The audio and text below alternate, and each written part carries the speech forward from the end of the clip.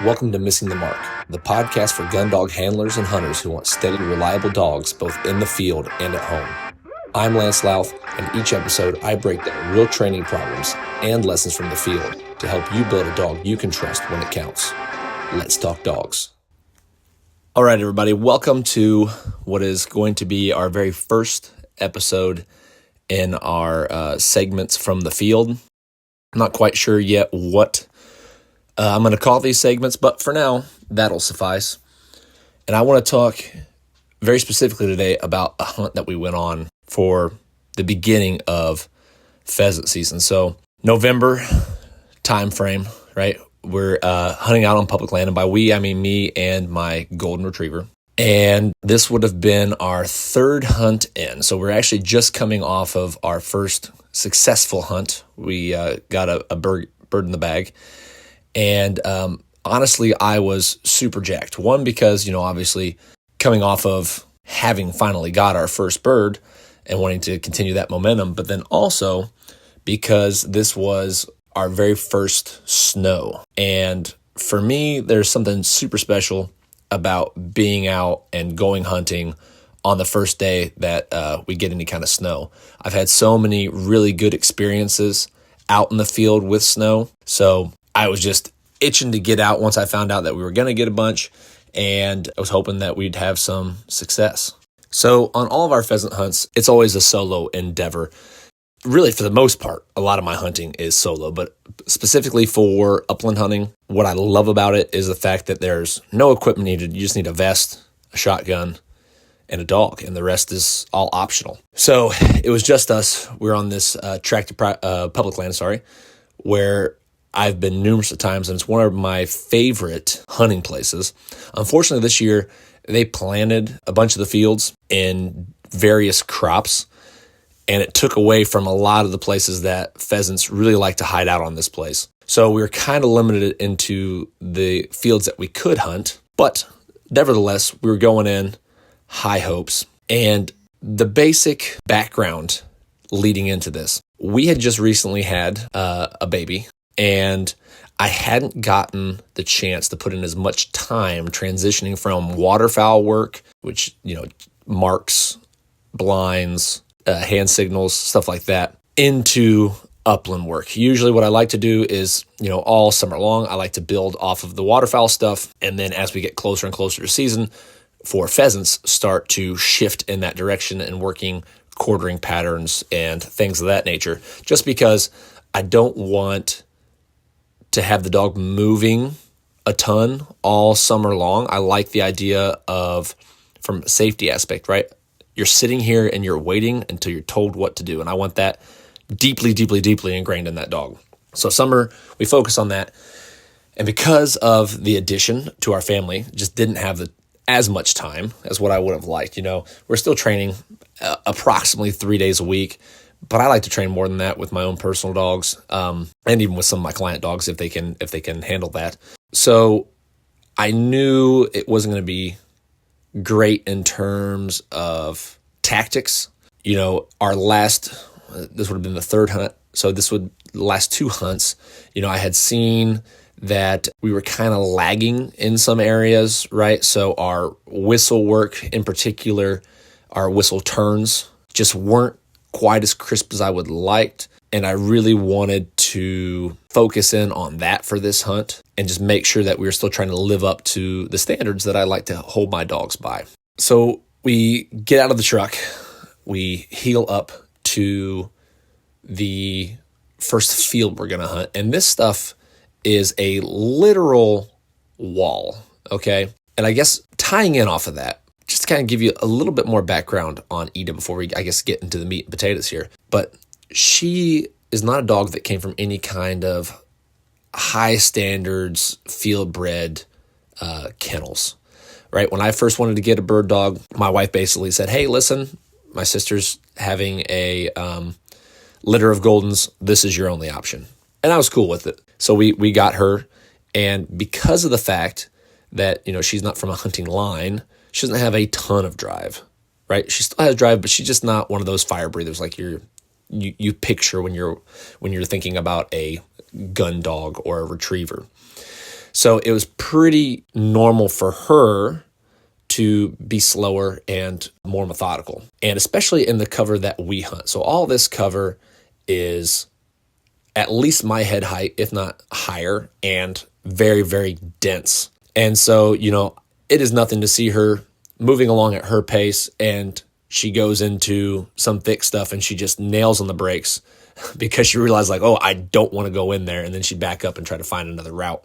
And you'd also see her, because of how thick this stuff is, trying to follow previously cut trails, whether that's game trails or trails from other hunters, other dogs. But for the most part, she quarters well and keeps at a very even tempo up until you see her start to get birdie. One thing I do love about her, and the fact that she doesn't have as much drive, and because of the way that I raised her, is she loves checking in with me.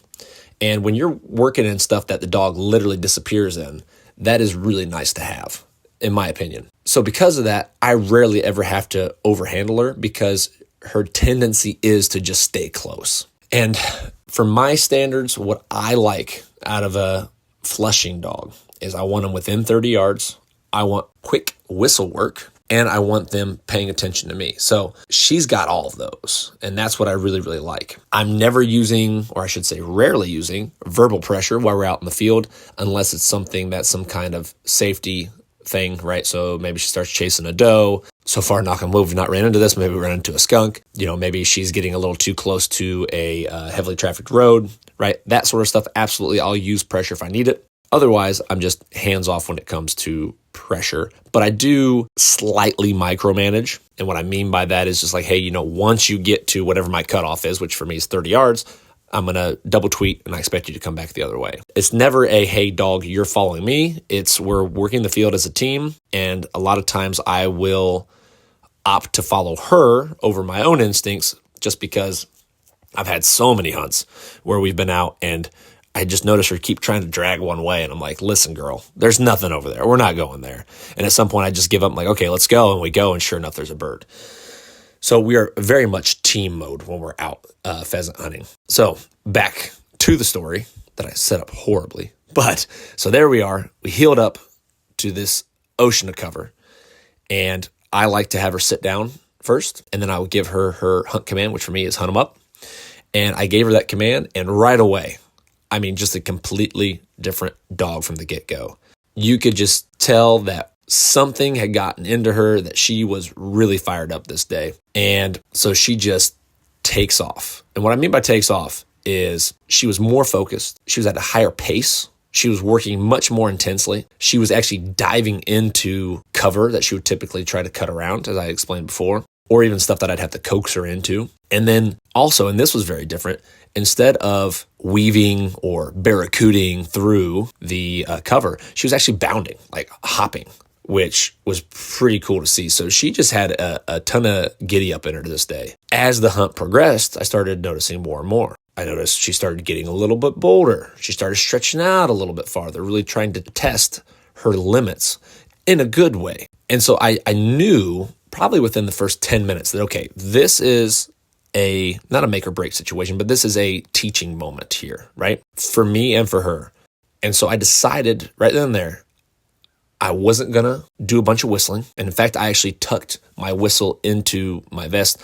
I use a Final Rise vest, and they have little straps that go across your actual shoulder harnesses, and they make for a nice little point to tuck the actual whistle that's on the lanyard into. So that way it's still nice and handy, but it's also up and out of my way, and it's not just, hanging in my mouth or swinging around while I'm walking. So we completely tucked the whistle away. I did not correct her at all, and I gave her so much more room, and I made sure that I did not step in too early with things like her stretching out further. I thought that it'd be much better for her in terms of all this, being that she is a more cautious dog, to let her spread her wings and fly almost, right? I wanted her stretching out. I wanted her being bold. And I think it paid off. You go into hunts, especially upland hunting, and where I hunt, and the cover that I hunt, there's always that little nagging thing in the back of your head, that little voice saying hey, you don't want to lose your dog. You don't want to lose your dog. But I kept pushing that back and just focusing on let her do her job. She knows what she's doing. Her tendency is always to check back, so I'm not going to freak out if I lose sight of her for too long. My motivation for this was that if I allow these behaviors to progress, to flourish, whatever you want to label it, that more than likely going into subsequent hunts, we would be experiencing the same thing, right? So my thought was, if I can allow her to be bold now, she's probably going to be bold the next time and the next time and the next time, especially when we come out to the exact same field on the days that we do. And spoiler alert, I was not wrong at all. And the thing that I really thought of here was that you can't control your dog's drive. It's an instinctual thing, but it's up to you whether or not you allow it to flourish or if you choose to suffocate it like a candle. And I wanted that flame to burn. So here are some practical takeaways for you guys at home. First and foremost, I think you need to let your dogs solve simple problems. You don't need to always be there with an invisible leash, keeping them in check the entire time and holding them to, what is really invisible standards, right? You need to, every now and then, let them explore and just ride shotgun. Going back to the one story that I kind of talked about a little bit, sometimes the dogs do know more than we do, and we need to trust in that. You need to trust in the fact that you've put in the obedience work that you've put in and that you can trust your dog, and you just need to follow along sometimes because you are a team. Each of you are team members, and just like in any other sport, sometimes one team member ends up stepping up on one occasion when the other doesn't. So don't be afraid to let your dog step up every now and then and you to take the back seat. I also think that when you get into the field, you don't need to start being super nitpicky right away, right? I think it's important to let the dog breathe a little bit and for you to think before you start intervening. So case in point with this one, there I could have very easily been like, okay, hey, she's straying out too far. I don't like that. I like keeping her within 30 yards. Okay, I'm going to start recalling her. I'm going to start stop whistling her or whatever.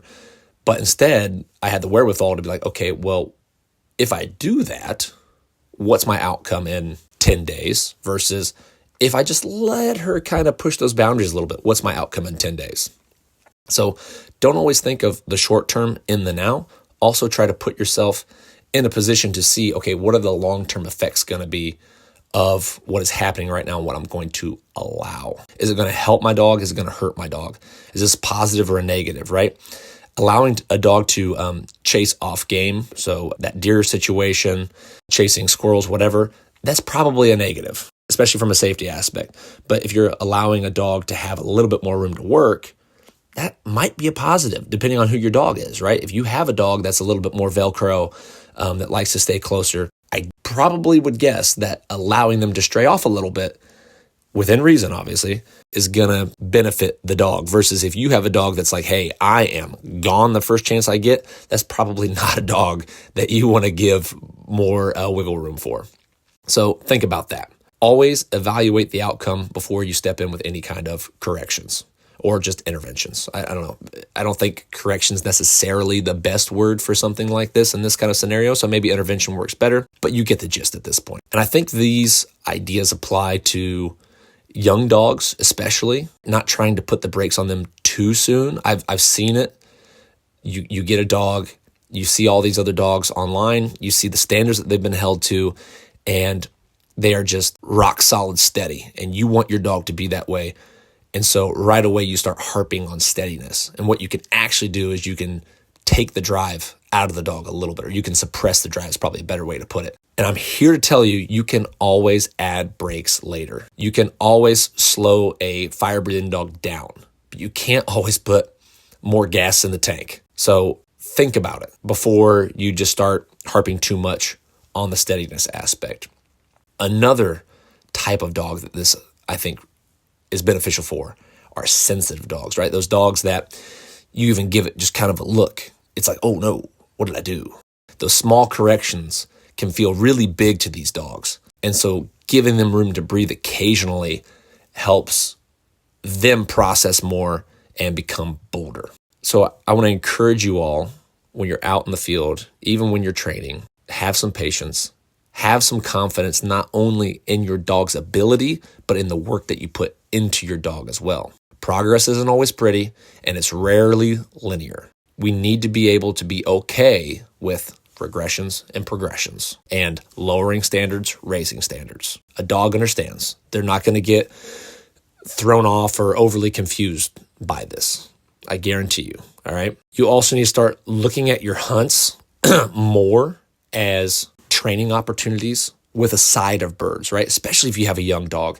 The purpose of, let's say, taking a young Labrador out on its first pheasant hunt is not for that dog to get a limit, whether that's 2 birds like in my state, or if it's however many birds out in your state, if you happen to live in a state with a lot of pheasants. The birds are just a bonus. Focus more on the aspects of the hunt and the qualities that you want that dog to have. It's kind of along the same lines of when you take your dog out on your first waterfowl hunt, you should probably leave your gun at home. If you have buddies that you hunt with, let them be the shooters. You just handle the dog. That way you can really focus on it. And that first experience or first couple experiences can be really good and beneficial for the dog. And then kind of harped on this already, but I'm going to keep harping on it. Trust your dog and trust your instincts. Sometimes it might not be by the book, but if it feels right, it probably is. And lastly, the best training decisions that we can make sometimes in the field is to do less. It's not always about more. Don't be afraid to back off and just play the field and see what happens. Because you can, like I said, you can always add breaks later. So hopefully this is giving you guys some kind of takeaway. Hopefully this is something that you can use on your dogs, or at least something that's going to make you think the next time you're out sitting in the duck blind and you're looking at a situation and you're just like, I wonder if we experience X, if this could lead to Y. But either way, hope you guys all have a safe end of your hunting seasons, and we'll catch you in the next one. Thanks. Thanks for listening to Missing the Mark. If you enjoyed this episode, share it with a friend and leave a rating. It helps more people find the show and benefit from it. Remember, progress takes time. Keep showing up, keep putting in the reps. Trust your dog and trust the process.